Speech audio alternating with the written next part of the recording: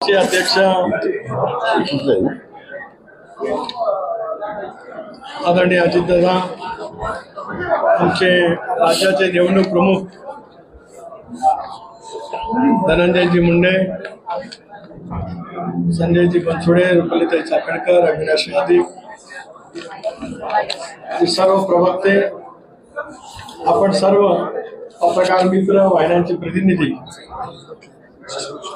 बंधू भगिनी आणि सहकारी मित्रांनो, पुण्यामध्ये आज राष्ट्रवादी काँग्रेस पक्षाच्या सर्व विधिमंडळ सदस्य, विधानसभा, विधान परिषद पक्षाचे प्रवक्ते आणि पक्षाच्या प्रमुख, फ्रंटल ऑर्गनायझेशनचे प्रमुख अशी बैठक त्या ठिकाणी झाली.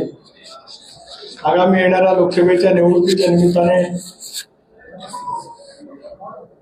प्रभारी मंत्री, विधानसभा, विधान परिषद सदस्य यांच्यावरती लोकसभा मतदारसंघाची जबाबदारी निश्चित करत असताना विधानसभा मतदारसंघाची सुद्धा जबाबदारी त्या ठिकाणी आम्ही निश्चित केली आणि महायुतीचे 48 उमेदवार त्या ठिकाणी उभे राहणार आहेत. अशा वेळेला राष्ट्रवादी काँग्रेस पक्षाचे सुद्धा ही सगळी प्रमुख नेते मंडळी त्यांच्या परिसरामध्ये असलेल्या महायुतीच्या लोकसभेच्या मतदारसंघामध्ये सुद्धा प्रचारासाठी पूर्ण वेळ त्या ठिकाणी उपलब्ध राहणार आहेत. आमचे जे फ्रंटल ऑर्गनायझेशन आहेत त्यांच्यावरती सुद्धा काही जबाबदारी त्या ठिकाणी निश्चित करण्यात आलेली आहे आणि त्या दृष्टिकोनातूनच आगामी लोकसभेच्या निवडणुकीला आम्ही एकत्रितपणाने त्या ठिकाणी सामोरं जाणार आहोत. आजच्या या बैठकीमध्ये सर्वच विधिमंडळ सदस्य त्या ठिकाणी उपस्थित होते. त्यांनी सुद्धा काही महत्वाच्या सूचना या संबंध प्रचाराच्या संदर्भामध्ये त्या ठिकाणी केल्या. त्याचा सुद्धा अंतर्भाव त्या संबंध आम्ही जे काही कार्यक्रम तयार करणार आहोत त्या माध्यमातून त्या ठिकाणी करण्यात येणार आहे. जरा कृपा करून पाठीमागे जे आहेत ना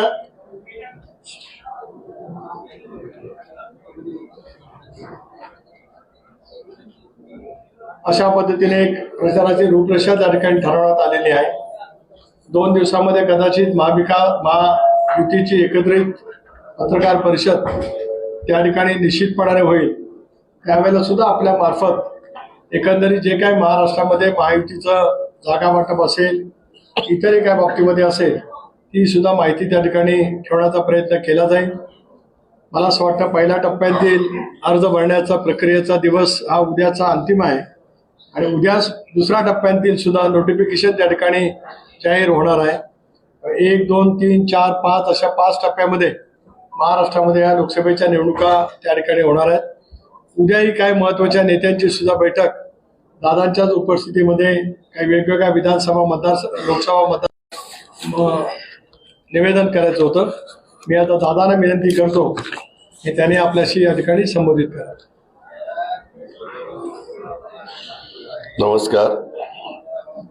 तुमचे प्रांताध्यक्ष सुनीलजी, धनंजयजी, संजयजी, रुपाली चाकणकर, अविनाश अधिक आणि उपस्थित सर्व पत्रकार बंधू मंडळी, आताच आजची मीटिंग आमच्या आमदारांची आणि सगळ्या मंत्र्यांची का बोलवलेली होती त्याच्याबद्दलची पार्श्वभूमी प्रांताध्यक्षांनी तुम्हाला सगळ्यांना सांगितली. आम्ही मध्ये एकत्रपणे चर्चा करून जवळपास महायुतीचे 48 ज्या जागा आहेत त्याबद्दल महाराष्ट्रामध्ये साधारण कोणी कोणत्या जागा लढवायच्या याबद्दल मागे तुम्हाला मी किंवा देवेंद्रजींनी सांगितले तो 80% काम झालेलं आहे. आता मी आपल्याला सांगतो 99% काम झालेलं आहे. फक्त आमचं ठरलेलं आहे की 28 तारखेला मी, देवेंद्रजी आणि एकनाथराव शिंदे असं एकत्रपणे मुंबईला प्रेस कॉन्फरन्स घेऊन त्याबद्दल बरेचसे उमेदवार, पण आता तर पहिल्या टप्प्यातले उमेदवार जाहीर करणं क्रमप्राप्त होतं, दुसऱ्या टप्प्यातले जाहीर करणं क्रमप्राप्त होतं. त्या पद्धतीनं वेगवेगळ्या राजकीय पक्षांनी, इव्हन आम्ही देखील महायुतीचे आणि समोरच्या पक्षांनी देखील, विरोधी पक्षांनी त्यांचे उमेदवार जाहीर केलेले याद्या आपल्याला सगळ्यांना पाहायला मिळालेल्या आहेत आणि राहिलेल्याबद्दलचा 28 तारखेला सगळी नावं त्या ठिकाणी आपल्याला मिळतील. आज मी पहिली रायगड लोकसभा मतदारसंघातनं तिथले उमेदवार म्हणून राष्ट्रवादी काँग्रेस पक्षाच्या वतीनं सुनील तटकरेजी तिथं उमेदवारी महायुतीचे उमेदवार म्हणून त्या ठिकाणी लढवतील.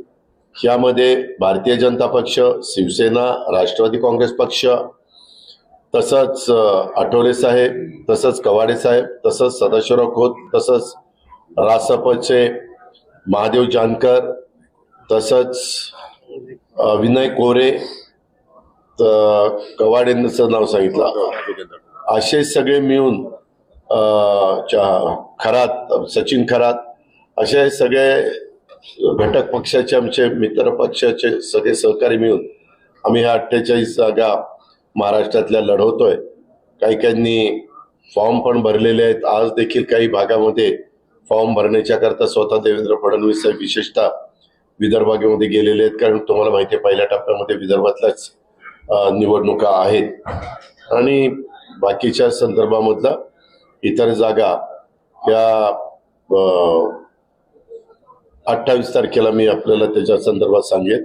आता थोड्या वेळाने मी सुनील तटकरेजी, दिलीप वळसे पाटील साहेब, आम्ही सगळेजण आंबेगावला पण जाणार आहे. आंबेगावला शिवाजीराव आढळराव पाटील जे 20 वर्षापूर्वी आमच्या पक्षातनं शिवसेनेमध्ये गेलेले होते, त्यांना आम्ही पुन्हा पक्षप्रवेश त्या ठिकाणी देतोय. तो पक्षप्रवेश दिल्यानंतर दुसरी जागा मी तिथं त्या पक्षप्रवेशाच्या वेळेस जाहीर करेन. पक्षप्रवेश झाल्यानंतर तिथं मी जाहीर करेन आणि अशा प्रकारे बाकीच्या मी तुम्हाला 28ला सगळ्याच महायुतीच्या जागा कुणाला किती कसं होणार आहे त्याबद्दल ते सांगितलं जाईल. एक गोष्ट मला पत्रकार मित्रांना आवर्जून सांगायची, तुमच्या मार्फत महाराष्ट्राला देखील सांगायची. 5 वर्षापूर्वी ज्यावेळेस लोकसभेच्या निवडणुका झाल्या त्यावेळेस एकूण 48 जागा होत्या. त्या 48 जागांमध्ये आम्ही महाविकास आघाडीच्या वतीनं लढलो आणि एकनाथराव शिंदे आणि देवेंद्रजी हे सगळेजण भाजप शिवसेना म्हणून युतीचे उमेदवार म्हणून ते लढले. त्याच्यामध्ये बीजेपीच्या 23 जागा निवडून आल्या, शिवसेनेच्या 18 जागा निवडून आल्या. त्यावेळेस बायफर्फिकेशन 48 जागांचं 23 बीजेपी, 18 शिवसेना, 4 एनसीपी, 1 काँग्रेस, 1 नवनीत राणा आम्ही पुरस्कृत केलेलं होतं कारण ती जागा आम्हाला मिळालेली होती. आम्ही नवनीत राणांना अमरावतीमध्ये पुरस्कृत केलेलं होतं, त्या निवडून आल्या. एमआयएमची 1 जागा छत्रपती संभाजीनगर मधनं निवडून आली. अशा 48 जागा त्या बाबतीमध्ये होत्या. मध्ये कारण नसताना काही पत्रकार मीडियामध्ये देखील, इलेक्ट्रॉनिक आणि प्रिंटमध्ये कारण नसताना राष्ट्रवादी 3च जागा मिळत आहेत, अमुक होत आहे अशा पद्धतीनं गैरसमज पसरवण्याचं काम केलं. आमच्यात कुणाच्यातही गैरसमज नाही. त्या संदर्भामध्ये त्यांची फक्त आमच्या मित्रपक्षांची एवढीच भूमिका होती. आम्ही 23 जागा जिंकलेल्या आहेत, आम्ही 18 जागा जिंकलेल्या आहेत, त्याच्यामुळे आम्हाला तेवढ्या जागा मिळाव्यात. शेवटी आम्ही एकत्र बसून त्याच्यातनं अतिशय व्यवस्थितपणे मार्ग काढला आणि आम्ही देखील साधारण जशा पद्धतीनं राष्ट्रवादी काँग्रेस पक्षाला जागा मिळायला पाहिजे होत्या तेवढ्या जागा मिळवण्याच्या करता आम्हाला पण दोन्ही ह्या मित्रपक्षांनी सहकार्याची भूमिका घेतली आणि त्या पद्धतीनं जवळपास मी मगाशी सांगितलं तसं जागा वाटप 99% झालंय. फक्त अंतिम घोषणा आमचं तिघांचं कालच ठरलं होतं की आपण 28 तारखेला संध्याकाळी आपल्या सोयीनं पत्रकार परिषद घेऊ आणि त्याच्यामध्ये ते जाहीर करू. आज जरी आम्ही आमच्या सगळ्या मंत्र्यांना आणि सगळ्या आमदारांच्यावर, मंत्र्यांवर 1 लोकसभा मतदारसंघाची आणि आमदारांच्यावर 1 विधानसभा मतदारसंघाची जबाबदारी टाकलेली आहे. संघटनेचे तर बाकीची टीम आमची तिथं काम करणारच आहे, परंतु हे करत असताना आमच्या मित्रपक्षांच्या पण मतदारसंघामध्ये जर तो आमदार तिथला स्थानिक असेल आणि ती जागा जर भाजपला किंवा शिवसेनेला गेलेली असेल तर, किंवा रासपला गेलेली असेल तर तिथं त्यांनी त्याही जागेच्या बद्दलची खबरदारी घ्यायची, तिथंही व्यवस्थितपणे प्रचाराची यंत्रणा राबवायची आणि बाकीचे दिवस आत्ता पार्टीनं सांगितल्याप्रमाणे तिथं राबवायचे. कारण आमच्या जास्त जागा ह्या 3ऱ्या टप्प्यामध्ये, 4थ्या टप्प्यामध्ये आणि 5व्या टप्प्यामध्येच येत आहे. त्याच्यावर तसा वेळ पण आहे. जाहीरनामा वगैरेच्या बाबतीमध्ये आमची कामं त्याच्याबद्दलचं काम चाललेलं आहे. त्या पद्धतीनं लवकरच जाहीरनामा दिला जाईल आणि जे उमेदवार ज्या भागातले तिथले काही त्याच्या परिचय पत्रकामध्ये थोडेसे स्थानिक देखील जे तिथले महत्वाचे इश्यू आहे ते पण, त्याच्यामध्ये राष्ट्रवादी काँग्रेस पक्षाची भूमिका किंवा महायुतीची भूमिका काय राहणार आहे ते पण सांगण्याचं काम आम्ही त्या परिचय पत्रकाच्या द्वारे करणार आहोत. अशा पद्धतीनं आम्ही या निवडणुकीला सामोरं जायचं ठरवलेलं आहे. आणि जे कोणी स्टार प्रचारक असतात त्यांच्याही याद्या आम्ही एकत्र बसून भाजपची कोण त्याच्यामध्ये असावे, राष्ट्रवादीचे कोण असावे आणि हे जे शिवसेनेचे कोण असावे आणि इतर आमचे घटक पक्ष आहेत, मित्र पक्ष आहेत, रासप आणि बाकीचे सगळे त्यांचे कोण असावे त्याही बद्दल आमची चर्चा 2 दिवसापूर्वी वर्षा बंगल्यावर झाली आहे आणि ती आम्ही त्याला दिलेला आहे.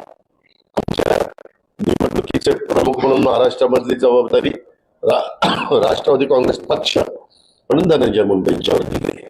अशा पद्धतीनं आम्ही लोकांच्या समोर जाणार, मला विश्वास आहे. आम्ही लोकांचा कारणाकरता आम्ही महायुतीच्या उमेदवाराच्या वतीनं लोकांच्या समोर जातो. नरेंद्र मोदींना तिसऱ्यांदा पंतप्रधान करण्याच्या करता महाराष्ट्र पण कुठं मागू राहू नये अशा प्रकारची आमची सगळ्यांची भूमिका राहील आणि ते आम्ही आमच्या मतदारांना पटवून देण्याचं काम करू.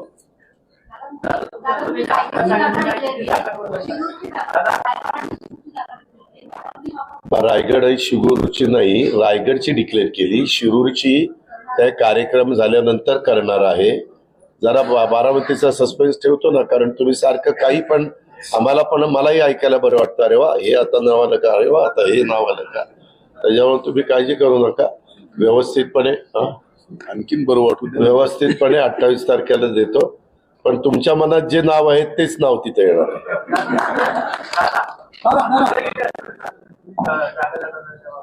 तुम्ही आम्हाला काही असं म्हणजे कोण समजता. मी इतकं स्वच्छ सांगितलं 99% आमचा निर्णय झालेला आहे. 100वा टक्का 28 तारखेला संपणार आहे आणि आम्ही आपल्या पुढे येणार आहे. त्यावेळेस भाजप किती, राष्ट्रवादी किती, रासप किती, शिवसेना किती असे सगळे आपल्याला सांगणार. विजय शिवकरांचं काम तुमच्याबद्दल काय काय बोलले? त्याच्यामध्ये प्रत्येकाला लोकशाहीमध्ये आपलं आपलं मत मांडण्याचा अधिकार आहे, बोलण्याचा अधिकार आहे. तो संविधानाने आपल्याला दिलेला आहे आणि त्याच्या संदर्भामध्ये मला एकनाथराव आणि स्वतः देवेंद्रजी म्हणाले की आपण त्याबद्दलचा जो काही निर्णय आहे तो 28 तारखेला घेऊ. तुम्हाला ऑब्जेक्शन नाही तुमच्याबद्दल? काही नाही, तुम्ही पण मला काही बोला, माझं काही ऑब्जेक्शन नाही. माझी भूमिका विकास आणि आज देश प्रगतीपथावर पुढे चाललेला आहे. आज जगामध्ये देशाचं नाव निश्चितपणे आपलं वाढतंय. आज आपल्याला प्रतिष्ठा मिळालेली आहे आणि सगळे वेगवेगळे नॅशनल हायवे असतील, पोर्ट असतील, तुमचे एअरपोर्ट असतील, अशा सगळ्या बाबतीमध्ये कामं मोठ्या प्रमाणात चाललेले आहेत. कोस्टल रोड असतील, मेट्रो असतील, वंदे भारत ट्रेन असतील, अनेक प्रकारची कामं मोठ्या प्रमाणात गेल्या 10 वर्षामध्ये चाललेली आहेत. आपण सगळेजण पाहतो. चर्चेत आहे. कशात? नाशिक लोकसभेचं छगन भुजबळांचं नाव चर्चेत आहे. नाशिकच्या लोकसभेवरती आपण दावा करणार आहात? अजून आम्ही तुम्ही पुन्हा मला तेच विचारताय. मी सांगितलं 28 तारखेला आम्ही कोण उमेदवार कुठं देणार आहोत आणि कुठल्या जागा आपल्याला मिळालेल्या आहेत, कुठल्या पक्षाला महायुतीच्या जागा मिळालेल्या आहेत, त्यावेळेस ते चित्र स्पष्ट होईल. जागा आम्ही भरपूर मागण्याचा प्रयत्न केला, परंतु चर्चेत असं झालं की 23 तर ऑलरेडी सिटिंग बीजेपीचे आणि 18 शिवसेनेचे आहेत. त्याच्यातले काही उद्धवजींच्या बरोबर आहेत, काही आता उभाटाकडे आहेत. परंतु अशा प्रकारचं चित्र तिथं मांडलं गेलं आणि त्याच्यातून म्हणजे जवळपास 41 जागा तर ह्याच होतात. परंतु तरी देखील व्यवस्थितपणे आमच्या कार्यकर्त्यांचं समाधान होईल अशा पद्धतीने जागा आम्ही मागितलेल्या आहेत. तुम्ही सातारची जागा मागणार आहात कारण उदयनराजे भोसले भाजपची. तुम्ही मला गंमत कळत नाही. मी इतकं तुम्हाला स्पष्ट सांगतो की मी 28 तारखेला संपूर्णपणे तिन्ही पक्ष आणि मित्र पक्षांच्या उमेदवार जागांच्या संदर्भात आम्ही तिघं एकत्रपणे प्रेस घेऊन तुम्हाला सांगणार आहे, तरी तुम्ही मला वेगवेगळ्या पद्धतीचे प्रश्न त्याच्यामध्ये मग जाहीर ते 28ला होईल ना बाबा. दम काढ ना, इतका दम काढला नाही हो का. त्याच्या त्यांना भारतीय जनता पक्षाचे नेते समजून सांगण्याचं काम करतील. दादा ऐका ना, माधव जानकरांनी कसं काय युटर्न मारला? हा, माधव जानकरांनी कसं काय युटर्न मारला? पवार साहेबांना युटर्न कधी मारला? शरद पवार साहेबांना भेटले होते, माडामध्ये लढवलं. लोकशाहीमध्ये कोणाला भेटायला काही अडचण आहे का?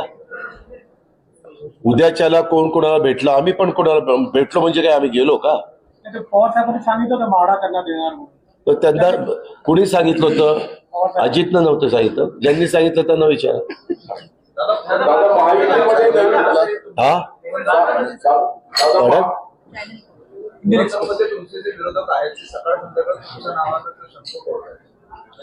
माझे विरोधक मी मगाशी तुम्ही रिपीट का करता? मी मगाशी त्यांच्या प्रश्नाला काय उत्तर दिलं?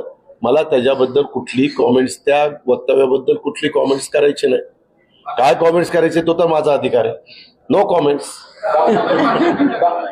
दादा दोन प्रश्न. एक तर महायुतीमध्ये नवीन मित्र घेण्याबाबत म्हणजे आता काही वेळा गोगावले जे आहेत तर त्यांच्या राष्ट्रवादीला सोबत घेण्याची आवश्यकता नव्हती, म्हणजे आधी लोक असताना. आणि तिसरं म्हणजे मनसेला कोण म्हणलं? गोगावले हो का. खाली कार्यकर्ते प्रत्येक जण आपले आपले मतं मांडतात. हे निर्णय होतात ते वरिष्ठ पातळीवर होतात. आता प्रत्येक पक्षामध्ये असंख्य कार्यकर्ते असतात. त्या प्रत्येकाची मतं वेगवेगळी असू शकतात. मतांतर असू शकतं, वेगवेगळ्या विचारधारा असू शकतात. माझ्या माहितीप्रमाणे मला जे अवगत आहे त्यामध्ये आम्ही काही प्रमुख लोक राष्ट्रवादीचे, शिवसेनेचे प्रमुख म्हणून एकनाथराव शिंदे आणि भाजपचे प्रमुख म्हणून देवेंद्रजी असतील, अमितभाई असतील, नरेंद्र मोदी साहेब असतील, नड्डा साहेब असतील, हे निर्णय घेतात. आता ह्याच्यापेक्षा आणखीन कुणाला निर्णय घ्यायचा अधिकार असेल तर माझ्या ज्ञानामध्ये भर घाला. मी जरूर आपल्या सूचनेचा आदर करीन. आणि रासपचे नेते म्हणजे प्रमुख म्हणून आपले महादेवराव जानकर. समजलं? शिरूरचा उमेदवार निवडायला उशीर लागला का? नाही लागला. 3 महिन्यांपूर्वी तुम्ही चॅलेंज दिलं होतं अमोल कोल्हेंना आणि 3 महिन्यानंतर तुम्हाला उमेदवार त्या ठिकाणी मिळाला. असं नाही रे बाबा. त्यामध्ये मी जसं मागच्या वेळेस 5 वर्षापूर्वी फार विचार करून तिथं उमेदवार शोधून काढला होता ना? नव्हता काढला. अमोल कोल्हेंना मीच माझ्या घरी बोलवलं होतं प्रेमकोटला. तिथून हे विरोधी पक्ष नेत्याच्या घरी देऊन प्रेस घेतली, सांगितलं आणि तो उमेदवार त्या ठिकाणी दिला. त्यावेळेस तर आमच्याकडे इतर वेगवेगळ्या मान्यवरांनी मागणी केलेली होती, हे आपल्याला ज्ञात असेल. त्या पद्धतीनं निवडणुका हे जिंकण्याकरता लढायच्या असतात, लढायच्या म्हणून लढायच्या नसतात. आणि त्याच्यामुळं तो मतदारसंघामध्ये येणारे 6 विधानसभा मतदारसंघ, त्या मतदारसंघात ज्याला जागा जाणार आहे त्या पक्षाच्या कार्यकर्त्यांना विश्वासात घेणं, तिथल्या आमदारांना विश्वासात घेणं, तिथले तालुका अध्यक्ष असतील, इतर प्रमुख घटक असतील त्यांना विश्वासात घेणं, ह्या सगळ्या गोष्टी आम्ही 2-3 दिवसापूर्वी पार पाडल्या. तुम्ही बघितलं असेल, दिलीप वळसे पाटील साहेब, मी आणि आमचे काही सहकारी हे आपल्या खेडमध्ये येऊन आम्ही 5 मतदारसंघात कव्हर केलेले होते. आम्ही महेश लांडगे साहेब भोसरीचं प्रतिनिधित्व करतात, त्यांनाही विचारलेलं होतं त्यांचं मत काय. विलास लांडेंना विचारलेलं होतं, अजित गव्हाणेंना विचारलेलं होतं. लोकशाहीमध्ये साधारण आपण ज्यावेळेस भूमिका घेतो त्यावेळेस जास्तीत जास्त लोकांना विश्वासात घेऊन पुढे जाण्याचा प्रयत्न करतो. आणि त्या पद्धतीनं मी आणि माझ्या सगळ्या सहकाऱ्यांनी तसा प्रयत्न केला आणि तशा प्रकारे आता आम्ही पुढे चाललेलो आहे. आपण आमची काळजी करू नका.